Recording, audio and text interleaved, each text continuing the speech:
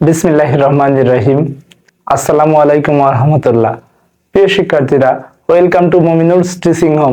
প্রিয় শিক্ষার্থীরা, এই ভিডিওটির মাধ্যমে তোমাদের নবম শ্রেণীর বিজ্ঞান বইয়ের তৃতীয় অধ্যায় আধুনিক পদার্থবিজ্ঞান এই অধ্যায়ের 3.1.3 হাইজেনবার্গের অনিশ্চয়তা নীতি সম্পর্কে আলোচনা করা হবে।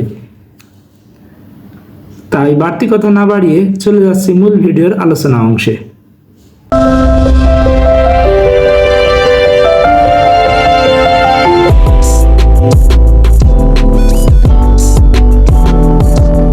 তিন পয়েন্ট 4 চিত্রে একটা চিত্র দেওয়া আছে। দেখো, ওপরে ডেল এক্স অর্থাৎ একটা মান দেওয়া আছে এবং বলা হচ্ছে উপরের তরঙ্গের অবস্থান অনিশ্চয়তা হচ্ছে ডেল এক্স কম, নিচের তরঙ্গের অবস্থান অনিশ্চয়তা ডেল এক্স বেশি।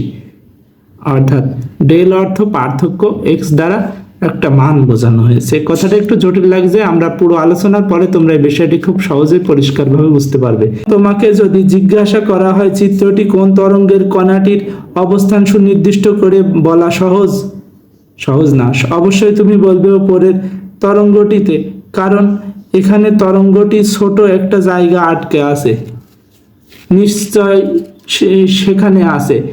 নিচের তরঙ্গটি যেহেতু তরঙ্গটা অনেক দূর পর্যন্ত বিস্তৃত, তাই বস্তুটার অবস্থান এর যে কোনো জায়গায় হতে পারে। অর্থাৎ তুমি অবস্থানটি আর ভালো নিশ্চিতভাবে বলতে পারবে না।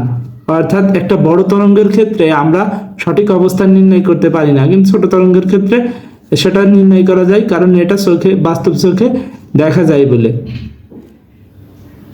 যে কোনো জায়গায় হতে পারে, বড় বস্তুর তরঙ্গের ক্ষেত্রে যে কোনো জায়গায় হতে পারে। এবার যদি জিজ্ঞাসা করা হয় চিত্রের কোন তরঙ্গটির কণাটির ভরবেগ নির্দিষ্ট করে বলা যাবে, তাহলে তুমি নিশ্চয় বলবে যে নিচের তরঙ্গের ভরবেগ নির্দিষ্ট করে বলা যাবে, কারণ সেটিতে তরঙ্গটা যেহেতু অনেকটা বিস্তৃত, এখানে অনেকগুলো তরঙ্গ দৈর্ঘ্য থেকে নিখুঁতভাবে তরঙ্গ দৈর্ঘ্য বের করা সম্ভব।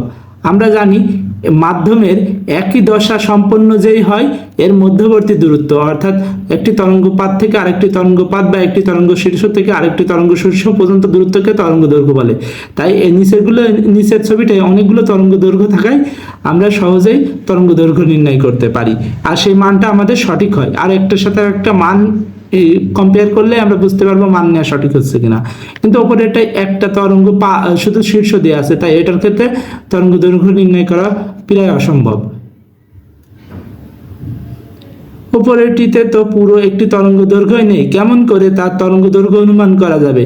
কাজে উপরের তরঙ্গে তুমি কণাটির ভরবেগ নিশ্চিতভাবে বলতে পারবে না।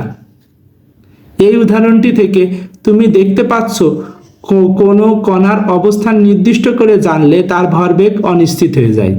অর্থাৎ কোনো কণার যদি অবস্থান নির্দিষ্ট করে জানা হয় তার ভরবেগ কি হয়? অনিশ্চিত হয়ে যায়। আবার কোনো কণার ভরবেগ ভালো করে জানলে অবস্থানটা অনিশ্চিত হয়ে যায়। এটাই হচ্ছে হাইজেনবার্গের বিখ্যাত অনিশ্চয়তার সূত্র। 3.5-এ বিজ্ঞানী হাইজেনবার্গের একটা ছবি দেওয়া আছে। দেখো, প্রায় নায়কের মতো একটা চেহারা একজন বিজ্ঞানী, তার নাম ছিল ওয়ার্নার হাইজেনবার্গ।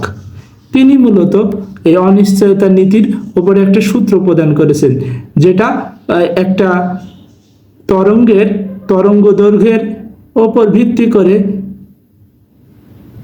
এর অবস্থান এবং একই সাথে এই তরঙ্গ দৈর্ঘ্য দুইটাই নেওয়া যায় বা দুইটার মধ্যে সমীকরণ স্থাপন করে। মূলত এখানে এই বলা হয়েছিল। প্রিয় শিক্ষার্থীরা, এই ভিডিওতে আমাদের এতটুকুই আলোচনা ছিল। পরবর্তী ভিডিওয়ে আমরা হাইজেনবার্গের অনিশ্চয়তা নীতির বাকি অংশটুকু আলোচনা করব। তোমাদের সকলের জন্য শুভকামনা রইল। সবাই ভালো থাকো, সুস্থ থাকো, মন দিয়ে পড়াশোনা করো। আসসালামু আলাইকুম ওয়া রাহমাতুল্লাহি ওয়া বারাকাতুহু।